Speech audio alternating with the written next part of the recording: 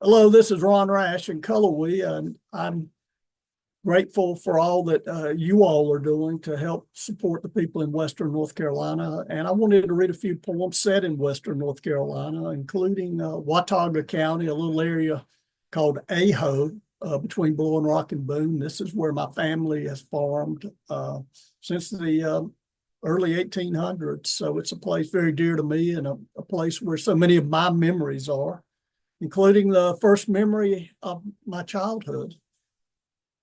First memory. Dragonflies dip, rise, their backs catch light, purple like church glass. Gray barn planks balance on stilts, walk toward the pond's deep end. A green smell simmers shallows where tadpoles flow like black tears. Minnows lengthen their shadows. Something unseen stirs the reeds. I think so much of my writing has been about what it is beneath water or beneath surfaces.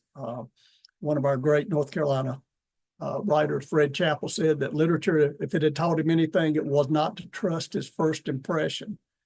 So I've tried in all my work to try to go beyond the surface of things into a kind of deeper mystery. But it all started there. And I've always been just drawn to water and the mysteries beneath it. This is another poem. This one was actually set once again in Aho in Watauga County, but it's an early memory of going to church. And in a sense, it really began with noticing that some of my relatives, the men, particularly in the back of the church, they'd always sit on the back row, and I would glance back there, and they'd pulled out their pocket knives, and they would just be kind of, sometimes even whittling. But there was just this sense of them. As I got older, I just started thinking, well, this was their one vanity. These were not men who would wear jewelry in a sense, but I think in a way the pocket knife was their jewelry. So this is called Pocket Knives. Carried like time, consulted as often when the sermon droned on past noon. Hay baler broke a chain. Any other lingering moments that their scarred and calloused work flesh idled. The blades pried fit free the way wives might slip a ribbon. That same delicate tug when forge crafts sharpened what light, sun, or bulb provided as they trimmed dirt from the undersides of nails, surface splintered, bled blisters. A tool made more than a tool each time they rasped a whetstone across steel until it flashed pure silver.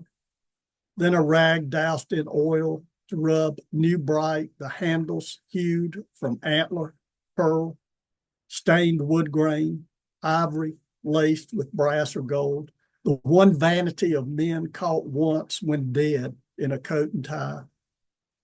So ordered from catalogs, saved and traded for, searched for in sheds and fields if lost, passed father to son as heirlooms like talismans carried close to the bone, cloaked as the hearts of those men who rarely spoke their fears and hopes, let their words clench inside a locked silence.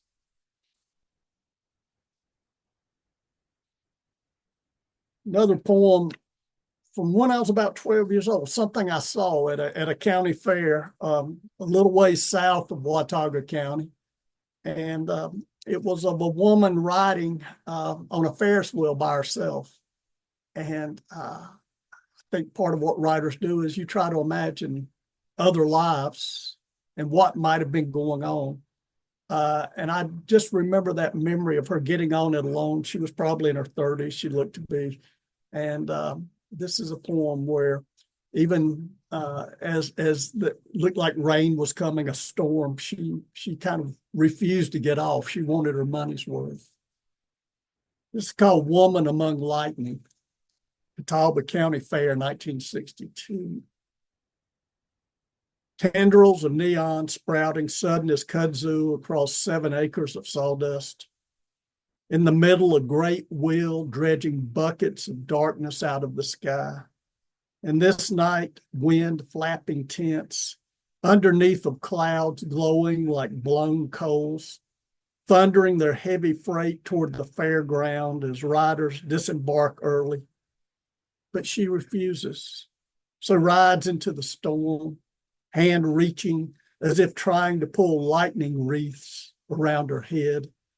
A farm wife, leaving the ground where her days are measured in rows, the hoe swinging like a metronome, while life leaks away like blood, on land always wanting more, wanting more.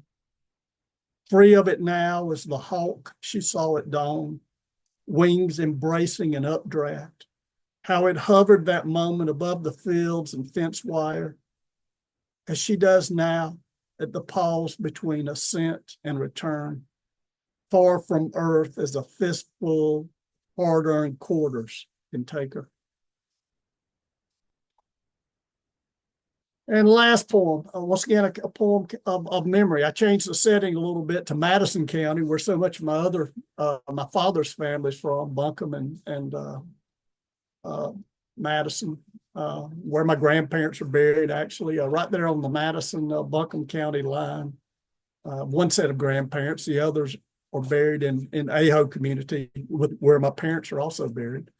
But this poem goes back to childhood. A veterinarian who came out to my grandmother's farm. She still had cattle, and also my uncle's farm. And it was a man probably in his early 80s, but he would still come out on those nights. And one day I was actually, as these things come, I was remembering that, and I just kind of had an image of him on a road, dark night, driving toward a farm, knowing that he might not get paid, that he might not get there in time, because very often farmers who didn't have a lot of money would hesitate to call until sometimes it was too late.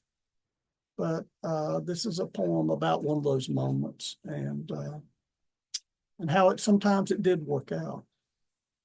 And I'll finish with this one. Thank you again for the support you're giving.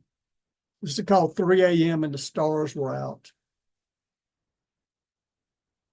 When the phone rings way too late for good news, just another farmer wanting me to lose half a night's sleep and drive some backcountry washout for miles, fix what he's botched.